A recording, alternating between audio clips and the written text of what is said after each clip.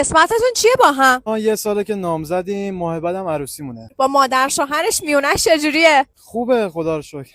زنگ بزنید به مادرتون بگید که من ماشین دارید راستی؟ بله. بگید که میخوام ماشین رو بفروشم برای نامزدتون در واقع طلا بخرید. ببینیم ریاکشن مادرتون چیه. اوکیید؟ بله انجام میدم. شهر موبایل بهتون معرفی کنم. این همه آیفون 15 16 پرو مکس ببینی اصل تباشو با 7 تومن شهر موبایل میگیرن که با اصلشون نمیزنه. 7 روز مهلت تست رسیدشون با گارانتی، پرداخت آنلاین و در به منزلم دارن. بیت کفش. مامان خوبی؟ سند ماشین خونه ما پیدا نمیشه. خونه شما نیست؟ نه برای چی؟ می‌خواستم ماشین رو بفروشم. برای چی؟ یه خورده فکر کردم تو این چند سال برای بگاه کاری نکردم. گفتم بفروشم براش طلا بگیرم. مگه اون چیکار کرده برای تو؟ خیلی کارا. یکیشو بگو. ماشین خریده.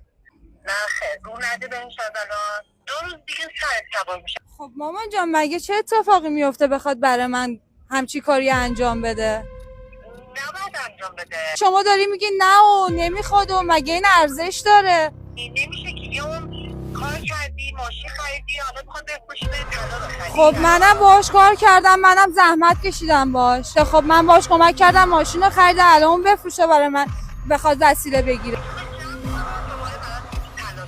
خب وقتی الان شرایط نیست بخواد این کار رو انجام بده، الان فقط شرایطش اینه که بخواد ماشینشو بفروشه.